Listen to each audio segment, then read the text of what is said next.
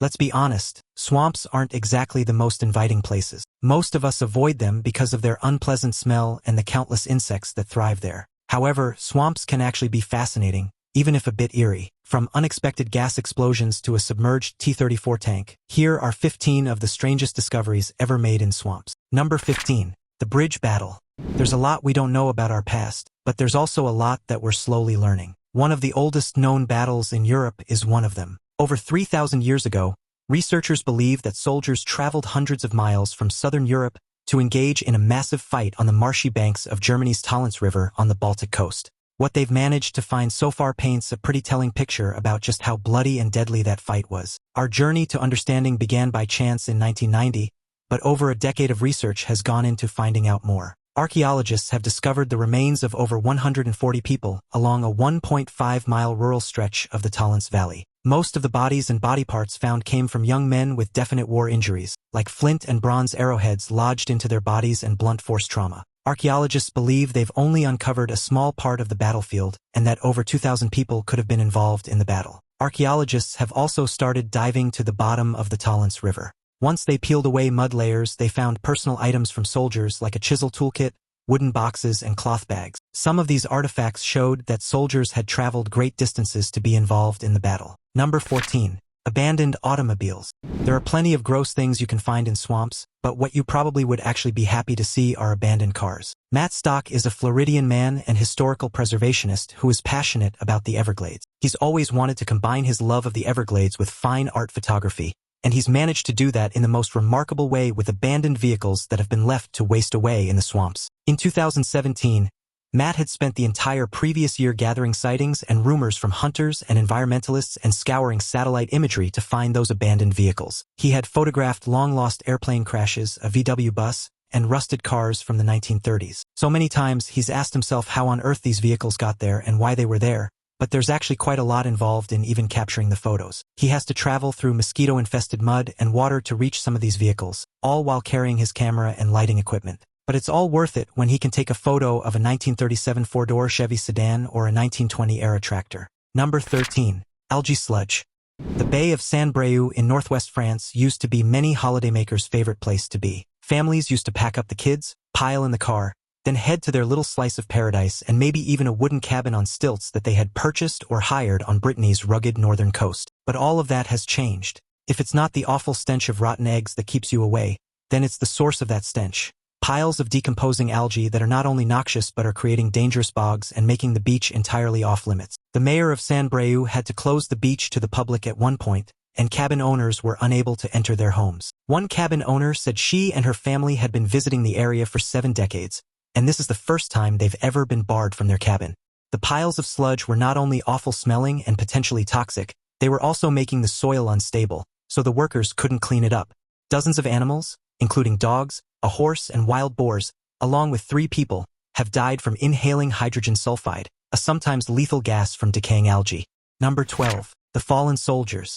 World War II claimed the lives of 70 million people. About 26 million of those died on the Eastern Front. Did you know that up to 4 million soldiers are still missing in action? Now, volunteers are trying to find them so they can have a proper burial. Olga Ivshenka was one volunteer that was interviewed in 2014. She walks through pine trees with a metal detector, sometimes finding soldiers buried under just a few layers of moss and leaves. She said they're still lying where they fell, waiting for a chance to go home. Olga is part of the group called Exploration, who visits the forest near St. Petersburg, camps there, and sometimes wades through mud up to their waist to find bodies. Alongside bodies, they've also recovered backpacks with grenades, TNT, and other items. Ilya Prokofiev is one of the most experienced volunteers and is a former army officer. He found his first soldier 3 decades before when he crossed a swamp and noticed boots sticking out of the mud. Further away, he found a Soviet helmet, followed by the soldier himself when he scraped away moss. There could realistically be thousands of soldiers in that forest waiting to be returned home.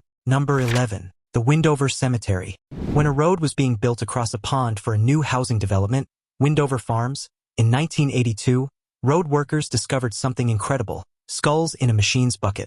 Medical examiners and the local sheriff determined that the skulls were not from recent burials, which started a new investigation into what this discovery could mean.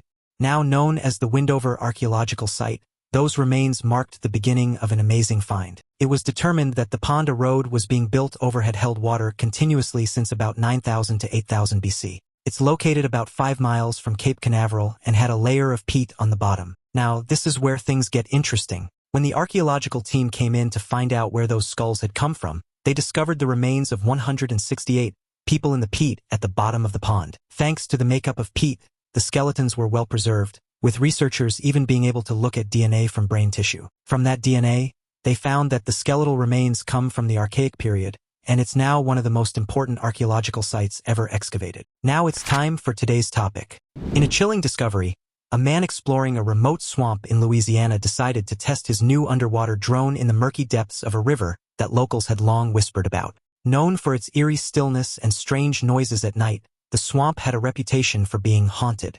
What the drone captured, however, was far more terrifying than anyone could have imagined. As the drone descended into the dark, silt-filled water, its camera picked up strange movements. At first, it seemed like a large fish or an alligator, but as the drone's light illuminated the depths, a horrifying creature came into view. The being had pale, almost translucent skin, sharp, jagged teeth, and humanoid-like arms that moved with an unsettling grace. Its eyes glowed faintly in the light, and it appeared to be studying the drone before vanishing into the darkness with a sudden burst of speed. The footage, now circulating online, has left experts baffled. Some believe it could be an undiscovered species adapted to the swamp's extreme conditions, while others think it might be a hoax. The man who captured the footage has refused to return to the swamp, saying, "Whatever that thing is, it's not meant to be disturbed. What do you think, real or fake?" Number 10.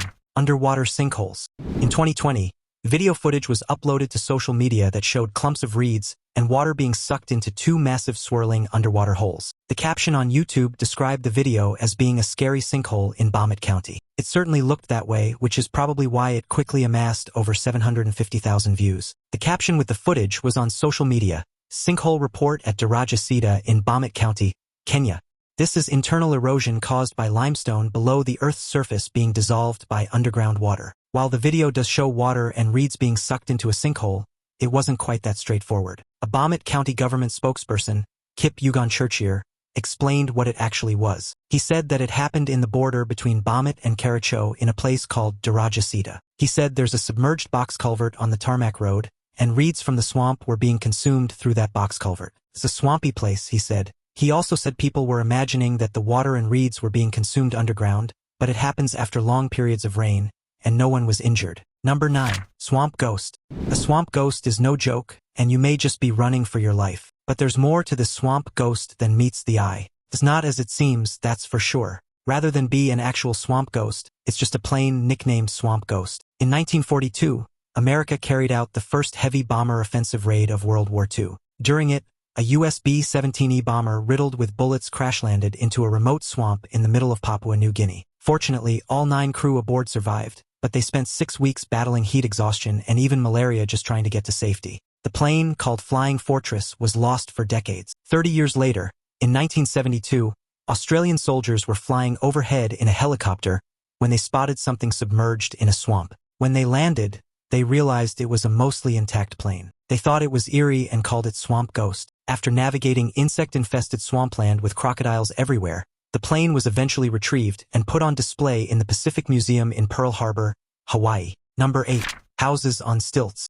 In 2016, in Cambridgeshire, England, archaeologists were working hard on a farm in East Anglia to excavate what they say could be the most well-preserved Bronze Age dwellings ever to be discovered in Britain. They even went so far as to say the archaeological site was Britain's Pompeii. Dozens of houses built on stilts that had been collapsed by fire were found in mud in a quarry in the countryside, which was an ancient riverbed. The fire that caused the collapse is believed to have been sudden, as many of the artifacts were left in place, almost as if the inhabitants had to flee quickly. This has allowed archaeologists to piece together a snapshot of daily life during the Bronze Age, something that is rarely possible with other sites. The stilts suggest that the houses were built to withstand flooding, a common challenge in the wetlands of the time. Among the most fascinating finds were charred wooden beams, which still bore the marks of ancient tools used to shape them. The discovery of textiles, including fragments of woven cloth, has provided rare insight into the clothing and craftsmanship of the era. Exotic beads found at the site suggest that the inhabitants engaged in trade with distant regions, possibly exchanging goods like amber or metals. The food jars, some of which still contained remnants of grains and other foodstuffs, offer clues about the diet and agricultural practices of the time.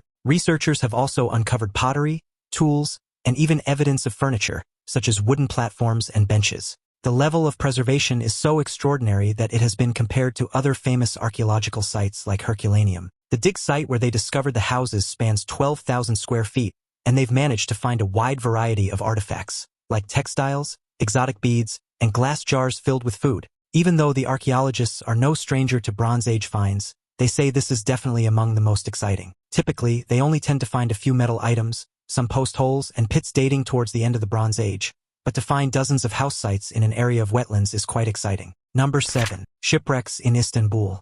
Don't you just love finding buried treasure, especially when that treasure paints a picture of a period of time that is far different than what you knew? That was definitely the case when archaeologists started digging at a site in Istanbul called Yenikapi. 37 shipwrecks from the Byzantine Empire were discovered in what would have been the ancient city of Constantinople's port. The ships have been dated back to the period from the 5th to 11th century and are in good condition considering their age. What makes this discovery even more fascinating is the variety of ships found, which provides a glimpse into the diverse maritime activities of the Byzantine Empire. Some of the ships were merchant vessels, likely used for transporting goods like grain, wine, and olive oil across the Mediterranean. Others were warships, designed for speed and agility, possibly used to defend the empire's vast coastline. The preservation of these ships is attributed to the unique conditions of the site, where layers of silt and mud protected the wood from decay. Archaeologists also uncovered tools, ropes, and even personal belongings of the sailors, offering a rare insight into their daily lives. The discovery of these shipwrecks has helped historians better understand the trade routes and naval strategies of the Byzantine Empire. One of the most intriguing finds was a ship with a unique design that combined elements of both round and long ships, suggesting experimentation in shipbuilding techniques. The site at Yenikapi has been described as a time capsule of Byzantine maritime history, and it continues to yield new surprises with every excavation. The ships also highlight the importance of Constantinople as a major hub of trade and culture during its time. According to study author Samuel Polluck from Texas A&M University, they had never found such a large number of well-preserved vessels in a single location, and that wasn't even the best part.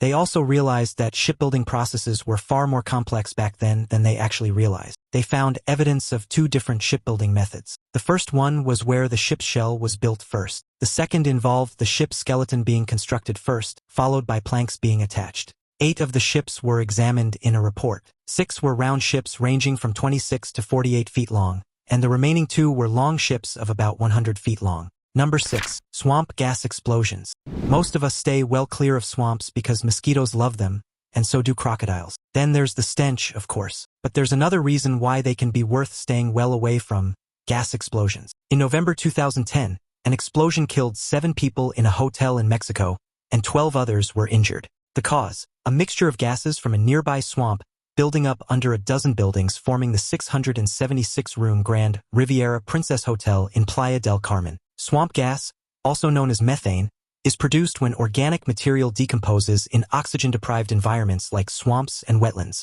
This gas can accumulate in underground pockets, and when it finds its way to the surface, it can ignite with devastating consequences. Experts believe that a small spark or even static electricity could have triggered the explosion in this case. Methane is odorless and invisible, making it nearly impossible to detect without specialized equipment. The buildup of swamp gas is not uncommon in areas with high levels of organic decay, and it has been responsible for other mysterious explosions around the world. In some cases, swamp gas has even been mistaken for supernatural phenomena, such as ghost lights or will-o'-the-wisps. The explosion at the Grand Riviera Princess Hotel was a wake-up call for engineers and developers to consider the risks of building on or near swampy terrain. After the incident, authorities conducted extensive investigations to ensure that similar disasters wouldn't happen again in the area.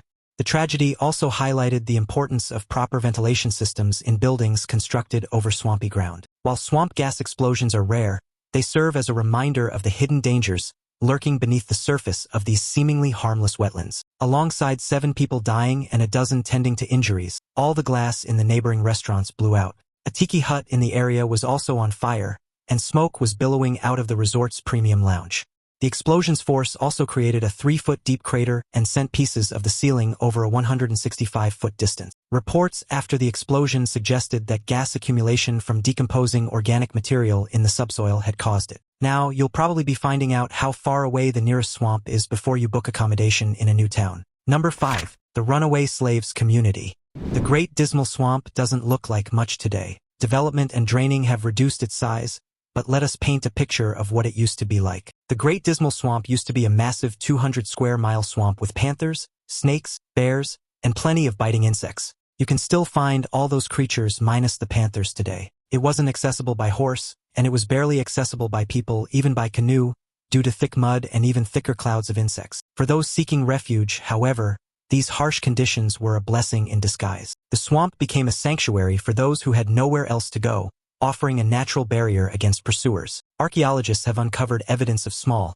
hidden settlements deep within the swamp, including tools, pottery, and remnants of shelters. These communities, known as maroon societies, were often self-sufficient, relying on hunting, fishing, and foraging to survive. Oral histories and records suggest that some of the escaped slaves who lived there were skilled in crafting and trading goods with nearby towns, despite the risks of being caught. The swamp's dense vegetation and treacherous terrain made it nearly impossible for slave catchers to navigate, giving the residents a significant advantage.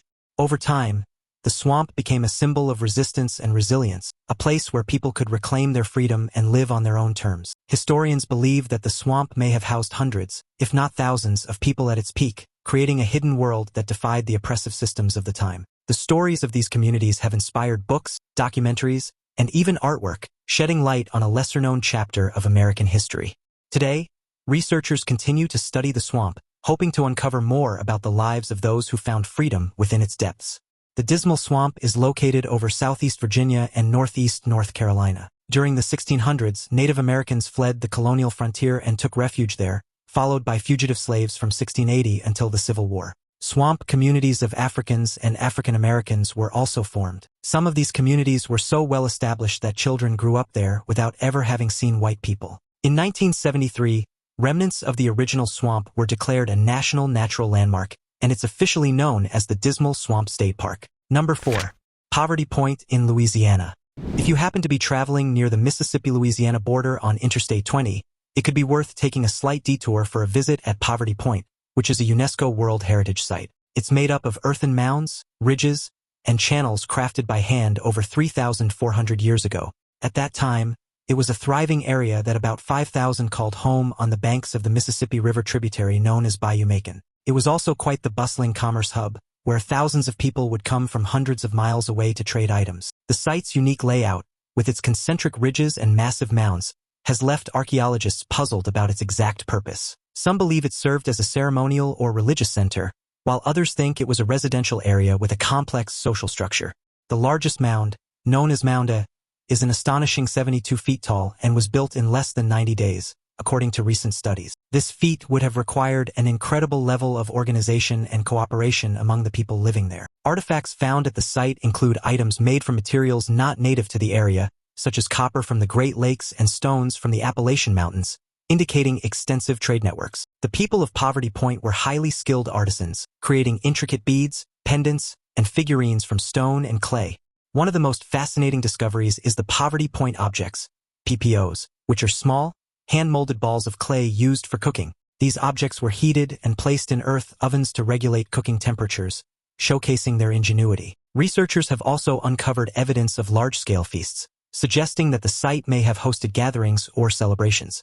The sheer scale of the construction and the artifacts found suggest that Poverty Point was one of the most advanced societies in North America at the time. Despite its impressive achievements, the site was mysteriously abandoned around 1100 BCE, and the reasons for this remain unclear. Some theories point to environmental changes, while others suggest shifts in trade routes or social dynamics. Since archaeologists started checking it out, they've discovered quite a lot. They've found hundreds of stone and clay artifacts, man-made hills, half-circles made from soil, and arrowheads. From their research, they have also been able to determine that settlers in the area moved around 3.9 billion pounds of dirt without our modern machinery, and they were able to live off the land with hunting, fishing, and farming. As it turns out, they were also quite good cooks, with balls of fired clay used as cooking stones. Number 3. A T-34 tank.